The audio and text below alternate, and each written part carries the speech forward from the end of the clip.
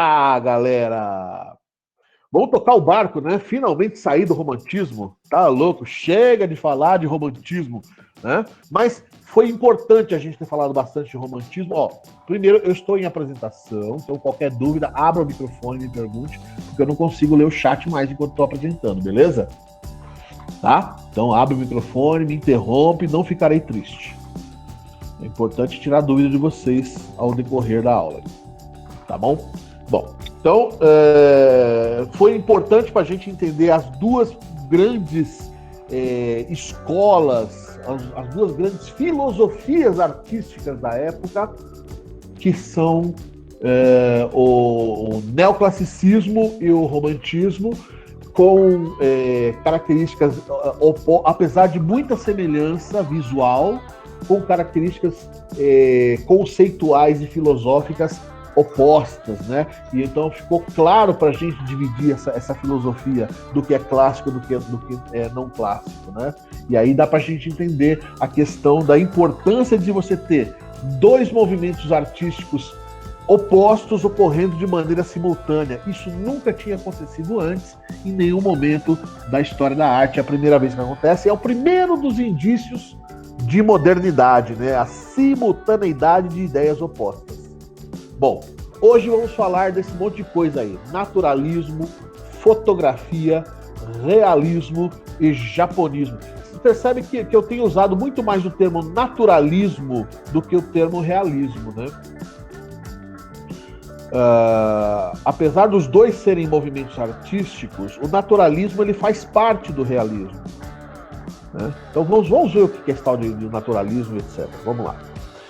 De que período a gente está falando? A gente está falando aí de meados do século XIX, enfim, até chegar perto da passagem do século XIX para o século XX. Então a Europa está num processo aí franco de industrialização e as pessoas se mudando para cidades, tal, né? E morando no entorno das fábricas e tal e coisa, né? Então a vida mudou muito. O cidadão que era essencialmente do campo se torna bastante urbano, com todos os problemas que a cidade começa a ter, né? As cidades não são tão apinhadas de gente como nos dias de hoje, mas ainda assim é um choque se você comparar a vida no campo com a vida industrial, ainda que sejam essas indústrias, né, aí nesse período de implantação. E se você for pensar, por exemplo, principalmente para a classe trabalhadora, o quanto era complicado, porque não existiam leis trabalhistas, né? Os turnos das fábricas eram uma coisa absurda. Tinha gente que chegava a trabalhar até 16 horas por dia, né? Não tinha a proteção ao menor. Então, qualquer idade você podia trabalhar. Uma criança de 8 anos, em vez de ir para a escola, às vezes estava dentro de uma fábrica trabalhando, né? Enfim, então a coisa era braba mesmo, era muito difícil a vida. E como era muito difícil a vida na cidade, aí batia aquela nostalgia, né? Aquela coisa, ai, como era boa a vida do campo, ai, que é um espírito, se a gente for pensar bem, ainda muito parecido com o espírito romântico, né? A gente tende a ver o passado de uma forma melhor, e não quer dizer que o passado às vezes seja melhor, às vezes é tão ruim quanto ou até pior, né? Mas a gente romanceia esse passado, né? É uma coisa, é uma característica que a gente arrasta até os dias de hoje, né? Tem gente que fica pensando, ai, como era bom o tempo tal, o tempo que tinha isso, que tinha aquilo. Não era bom não, amigo, né? E principalmente tem gente que tem saudade de um tempo que nunca viveu, né? O romântico pensando ai, como era bom o tempo da Idade Média, como era bom a Era Medieval, mas ele não estava mais na Era Medieval, a gente estava na Era Moderna, né? Assim como tem gente que nasceu depois dos anos 90 e tem saudade dos anos 70, sem nunca ter vivido os anos 70, né? Enfim, então a gente ainda encara o mundo de uma forma muito romântica, né? E não é à toa que o romantismo fez sucesso, porque ele satisfaz essa vontade, essa característica humana, né? A gente, na essência, a humanidade, na essência, ela é muito conservadora, né? Os extremos, para um lado ou para o outro, são exceções, né? A grande massa se situa no meio, né? Então, era um estilo que agradava as massas, né? Bom, como eu estava falando, então volta essa nostalgia de como era o campo, né? Só que a maneira como o romantismo retrata o campo é de uma forma falsa, né? Aquela coisa assim, filme da Disney, né? Os passarinhos que cantam junto com a princesa, né? Os carneirinhos tomando água lá junto com o menininho na beirada do rio. Enfim, é tudo muito fantasioso, né? Então surgiu uma corrente de artistas que tinha essa saudade do campo, mas queria mostrar o campo como ele realmente é, né? Então a esse grupo de artistas a gente dá o nome de naturalistas. Então é a cópia fiel da realidade ainda, como o neoclássico? Não, porque mesmo o neoclássico é uma cópia, mas é uma cópia idealizada, buscando a exatidão, né? Se você vê essa imagem aí no fundo, por exemplo, ela não é uma imagem exata, né? E tão pouco é romântica, chega até a ser meio feiosa, né? O artista, ele pinta o mundo exatamente do jeito que ele vê, sem idealização ou sem posição ideológica, né? Um dos nomes mais famosos aí é Rousseau. Rousseau, que não é o filósofo, tá? Tem nada a ver com o filósofo, não é nem sequer parente com o filósofo Rousseau, né? E tem um outro pintor chamado Rousseau do simbolismo, que também não tem nada a ver com esse cara. Deve ser um nome, Rousseau na França deve ser um nome comum que nem Silva, né? Enfim, imaginando que seja algo mais ou menos assim, né? Porque, enfim, 3 Rousseau diferentes, mais ou menos da mesma época, e nenhum é parente, isso é esquisito, né? Enfim, olha esse quadro do Rousseau, dá uma olhada nesse quadro do Rousseau, gente, chamado Os Cavalos. A coisa que a gente menos vê nesse quadro são os cavalos, né? Tá vendo os cavalos aí, amiguinho? Não dá pra ver os cavalos. Os cavalinhos estão todos escondidos ali embaixo, né? A única coisa que a gente realmente enxerga nessa imagem é essa árvore frondosa, gigantesca. E ela é grande mesmo. Compara o tamanho do cavalo com o tamanho da árvore. Olha o tamanho dessa árvore, amiguinho. Deve ter uns 300 anos de idade uma árvore dessa, né? Enfim, ele podia ter colocado o tema do quadro como a grande árvore, não, mas ele queria retratar os cavalos.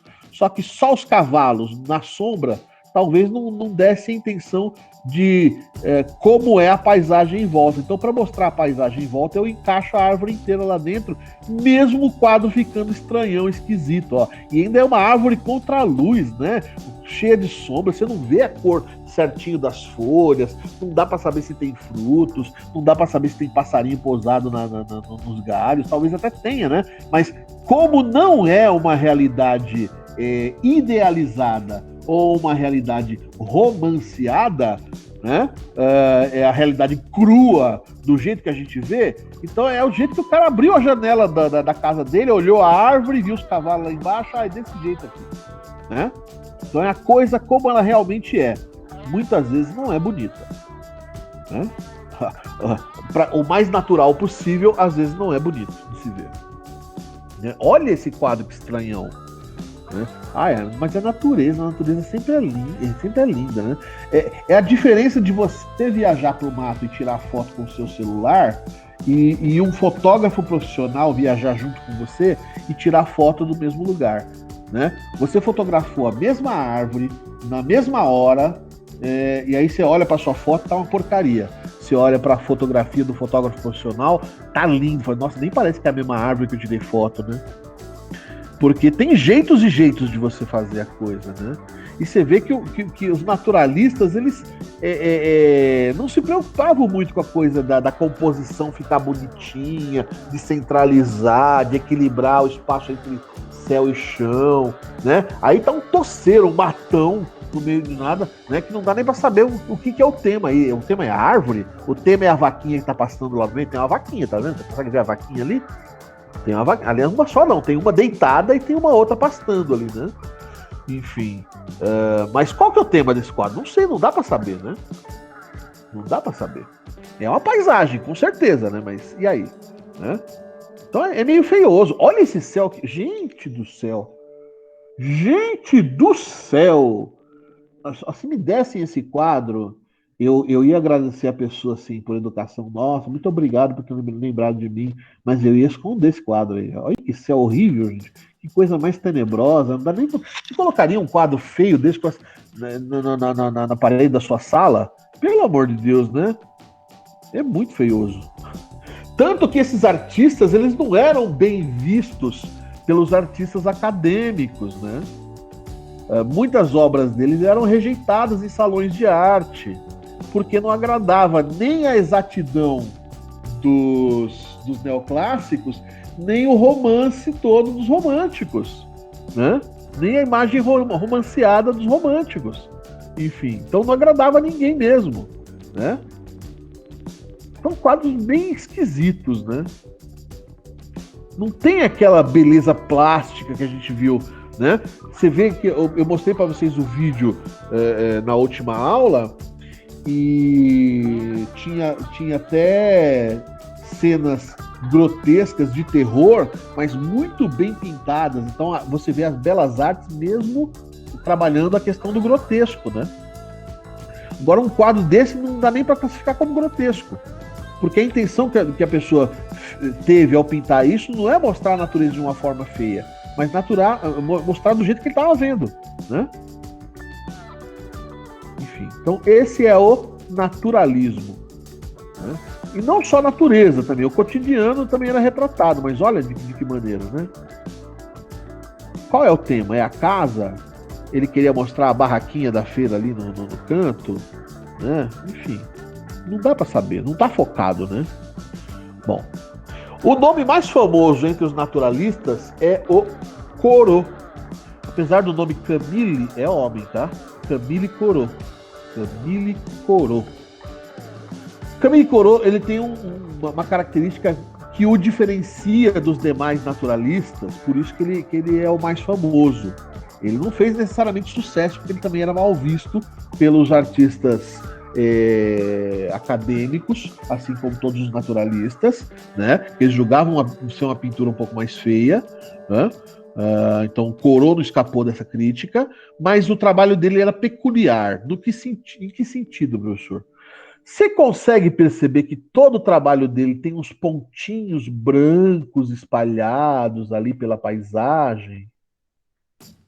Consegue perceber? Deixa eu até voltar na imagem anterior. Você vê a mocinha lendo o livro, etc. Olha lá no meio do mato, não tem uns pontinhos brancos espalhados ali no fundo? Vamos ver outras obras dele, né? Aqui tem bem menos, mas tem alguns pontinhos brancos perdidos, né? Mas principalmente nas paisagens a gente enxerga esse tipo de coisa. Ó, tá vendo esses pontinhos brancos?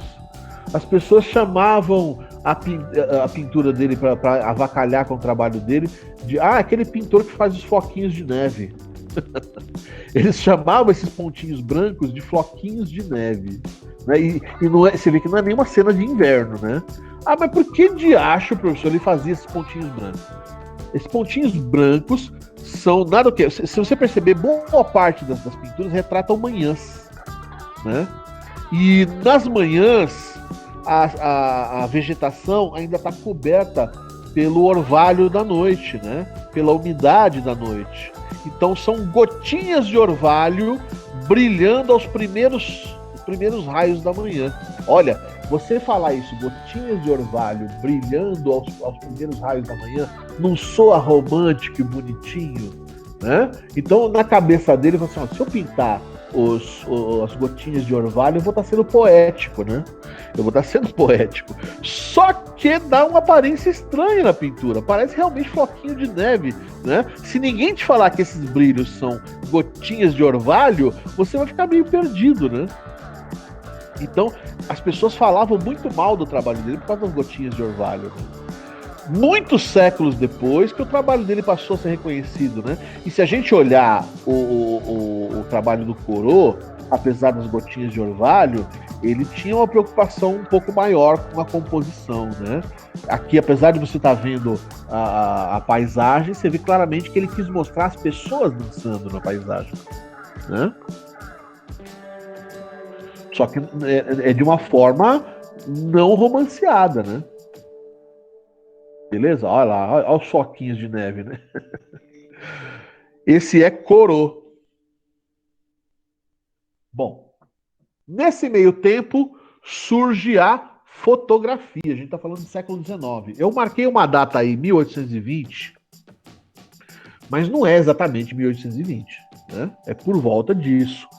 Vários cientistas, vários artistas, vários curiosos conheciam alguns métodos de projeção de imagem e desde sempre tentaram transformar essa imagem projetada em algo palpável. Pô, se eu consigo projetar na parede, por que eu não consigo pegar essa imagem projetada na parede e transformar numa imagem palpável como uma pintura? Né? Já explico melhor isso aí. A fotografia, quando ela surgiu, ela foi um grande impacto.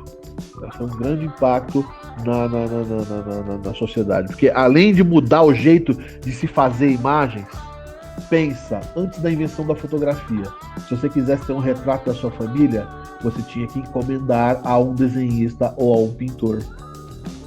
Se você era um cara que estava na Europa, nunca tinha viajado para as Américas, para saber como eram as paisagens aqui, como eram os indígenas aqui, etc, etc, alguém tinha que levar para você ilustrações, né? Então a gente tem as missões, como a missão francesa e os pintores viajantes, que vocês leram alguma coisinha nos textos que eu mandei para vocês, que tinham esse papel, né, de registrar como era esse novo mundo e levar para a Europa, né? Enfim, então, para você ter a imagem, você ver uma coisa que você não tinha contato, o único caminho era contratar um artista para desenhar a coisa ou para pintar a coisa. Só que, se você for ver bem, o neoclássico, ele é exato demais, tão exato que não existe. O romântico, ele inventa, ele entra em devaneios, ele viaja na maionese, né? Ele romantiza a coisa, então também não é uma imagem real. Então, essas imagens que estavam sendo difundidas na Europa sobre as Américas, por exemplo, eram imagens reais do que estava acontecendo aqui? Não, dava para se ter uma noção, né? Mas você passa pelo filtro do olhar do artista, né? Então, a fotografia mudou o jeito de fazer imagens, mas mudou o jeito da gente ver o mundo à nossa volta, né? Porque já não tinha mais o filtro do olho do artista, né? O filtro, a imagem congelada era a imagem que realmente estava na frente da câmera fotográfica, né? Claro que há as diferenças, como eu falei agora há pouco, né? Você está viajando para o mato, você tira foto com o seu celular sem treino nenhum, você consegue um determinado tipo de fotografia. Vai um fotógrafo profissional com equipamento e com o olhar dele lá, ele consegue uma foto do mesmo lugar, na mesma hora, 1000 vezes melhor que a sua, né? Claro que tem o filtro do olhar do artista, mesmo na fotografia, mas ainda assim, a fotografia é o que mais se aproxima da realidade, e isso a gente estudou lá no 9º ano, né? Por isso que a gente martelou tanto no comecinho do 9º ano essa questão. Dá para ser mais real que a realidade? Não dá, né? Pois bem, os fundamentos da fotografia já são conhecidos pela humanidade há muito tempo. Quais são os fundamentos da fotografia? Existia um negócio chamado câmara escura e existiam outros negócios que eram os materiais fotossensíveis. Materiais fotossensíveis, materiais sensíveis à luz.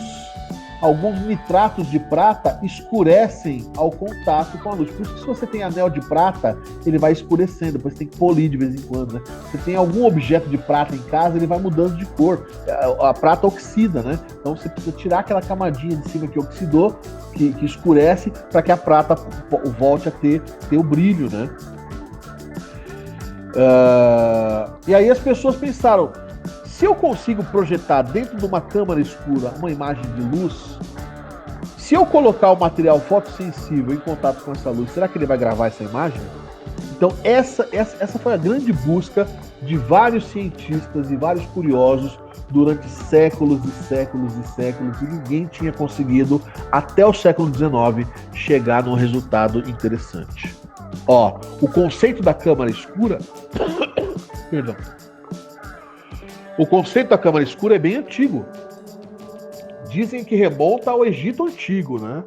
E quem já estudou em física os efeitos aí de luz, refração, etc., conhece essa experiência. Se você tem uma câmara totalmente fechada e faz um furo numa das paredes, né? O objeto que está do lado de fora recebe a luz do ambiente e essa luz é refletida para todas as direções, inclusive para o furo, né? E esses raios que passam pelo furo, eles são focados e invertidos e essa imagem passa a ser projetada na outra parede. É fenômeno de refração na física, né? Pra você ter uma ideia de como é antigo isso aqui, essas duas ilustrações que eu estou mostrando para vocês são antigas. A primeira aqui de cima é da Renascença. Essa aqui de baixo é do século XVIII. E se você perceber, eu tenho um pintor dentro da sala aqui que ele está pintando algo nesse painel, né? E aí eu tenho uma imagem aqui fora que está sendo projetada nesse painel. Então, o cara podia copiar a imagem assim. Tinha algumas pessoas que faziam isso, né? É só você lembrar do documentário do David Hockney que eu passei para vocês, né? Se você deixou de fazer aquela atividade, tá boiando agora, tá? Mas quem assistiu aquele documentário inteirinho sabe exatamente do que eu tô falando. É uma tecnologia que não é difícil. Aqui, esse lado pode ser uma cortina. Aliás, parece ser uma cortina pela textura, né? E aí, se você faz uma pequena abertura aqui e coloca uma lente, é o suficiente para você projetar na parede ali, né? Tem um limite de espaço, ele faz uma projeção que não é muito grande, por volta de 60 centímetros. Por isso que os caras iam compondo a imagem por pedaços, né? Às vezes. Mas, de qualquer forma, para um cara que já manja de pintura, facilitava o serviço, né? Só que ainda assim, os caras pensaram, poxa vida, eu tenho que pintar essa imagem. Será que não tem um jeito dessa imagem se pintar sozinha, se eu usar esses materiais sensíveis à luz? E era essa a grande busca que foi sendo trabalhada até o século XIX. Alguns começaram a construir essas caixas, essas câmaras escuras em caixas menores, né? Você vê aí o esquema de projeção dentro de uma câmara escura num formato menor, né? Eu não sei se para essa turma eu passei lá no 8º ano o Moça com Brinco de Pérola. Não tô lembrado disso, se essa turma chegou a assistir. Se não assistiu, procure assistir esse filme que ele é bem interessante, né? É a história do quadro Moça de Brinco de Pérola. Não é uma história real, apesar de terem personagens reais no enredo do filme, né? É um quadro famoso do pintor holandês chamado Johannes Vermeer. E Vermeer usava em muitas das suas pinturas uma câmara escura como essa, né? Bastava o cara colocar a tela ali em cima onde está esse espelho inclinado, aqui, ó, e ele podia copiar o desenho exatamente do jeito que estava sendo projetado aqui em cima, né? Ou às vezes ele punha uma folha de papel aqui em cima e a imagem era projetada como se fosse uma mesa de luz e ele copiava o desenho aqui em cima. Você vê que o cara tá com um lapisinho na mão ali, né? Ele tá copiando a imagem. Beleza? A câmara fotográfica nada mais é do que a câmara escura e o cara botou aqui no lugar do espelho um material sensível à luz, né?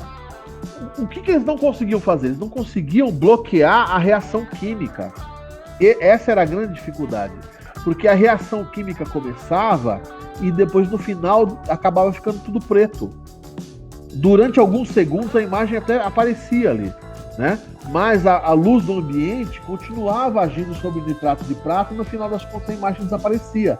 Então eles foram testando vários produtos juntos ao nitrato de prata para tipo, num determinado momento tem que estar sensível à luz, mas em outro determinado momento não pode mais estar sensível à luz. Isso é um processo que a gente chama de revelação da imagem, né? Então, quando se aprendeu a fazer o processo de revelação, aí sim que a gente conseguiu chegar a resultados interessantes com fotografia, né? A data tá errada, tá 1926 aqui, né? Faz tanto tempo que eu uso esse slide e até hoje eu não tive coragem de corrigir. Olha que coisa. Não é 1926, é 1826, tá? Theodor Nipse, ele era um ele não era um cientista, ele era um cara que era curioso. E ele tinha comprado uma dessas caixas e, assim como várias pessoas, ele estava tentando maneiras de congelar essa imagem. Se você for pensar, o termo fotografia se chama fotoluz, grafia escrita, então é escrever com a luz. Ele queria ser capaz de gravar essa imagem só com a luz, né? E aí, no meio de várias experiências, a gente tem essa que é talvez a primeira fotografia criada na história da arte no mundo, né? Enfim, então, 1826, o cara botou na janela do apartamento dele a câmera escura com a lente aberta e deixou lá aberto durante, amiguinho, 12 horas. 12 horas para fazer essa foto borrada, parecendo foto de disco voador. 12 horas, amiguinho. Mas, enfim, é a primeira fotografia. Porque a gente não vê nenhuma pessoa andando aí. Primeiro porque é foto dos telhados, mas ainda assim, se houvesse pessoa, a pessoa ia estar em movimento. Ninguém ia ficar parado durante 12 horas para aparecer na foto. Então era muito comum, nessas primeiras fotos, você ter foto de paisagem sem gente em volta. Podia até ter gente passando, carruagem, cavalo, mas não era registrado porque a pessoa não ficava 12 horas parada. Dizem que a primeira pessoa que apareceu numa foto foi um engraxate, porque ele passava o dia sentado no mesmo canto da praça, né? E aí as pessoas que passavam para lá e para cá numa praça não apareceram, mas ele que estava sentadinho sempre no mesmo lugar apareceu na imagem, né? Louco isso, né?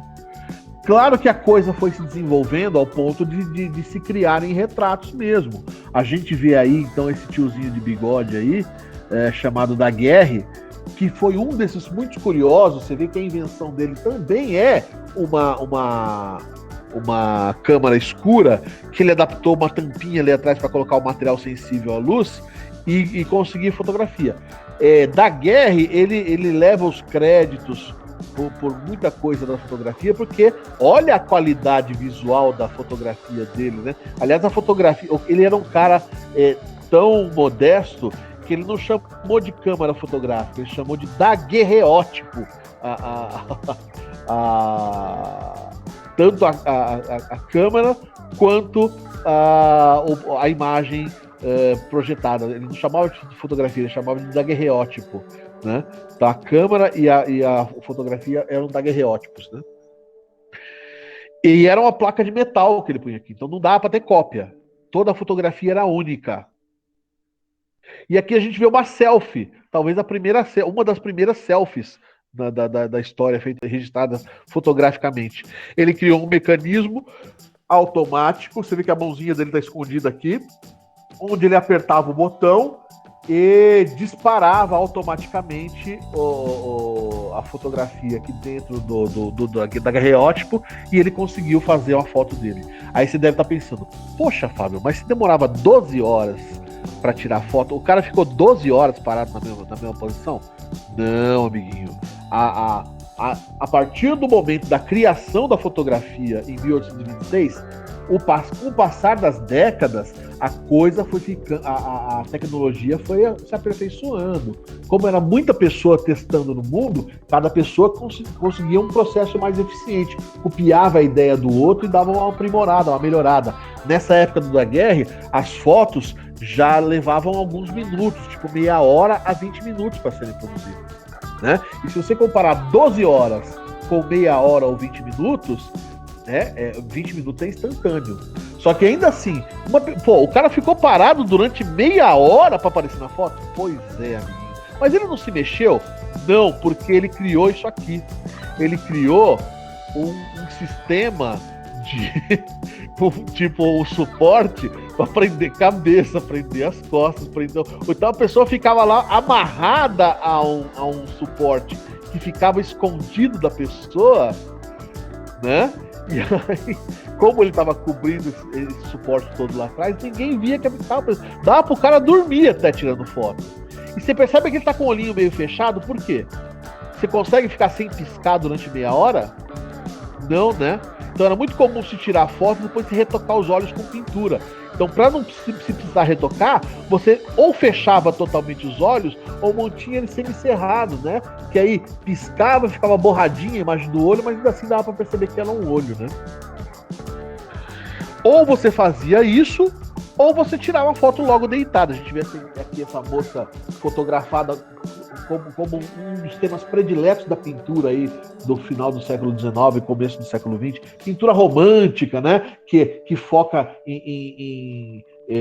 no exótico, no Oriente. Então, a mulher é retratada como uma odalisca, por exemplo, né? Então a gente vê que era um tema muito recorrente na pintura, só que aqui foi feito com fotografia e você percebe também que a mocinha está lá com seus olhos semicerrados, não estão fechados. Beleza? Miguinho, temos mais coisa para falar de fotografia, mas hoje não dá mais tempo. Beleza? Por hoje a gente para a nossa viagem por aqui.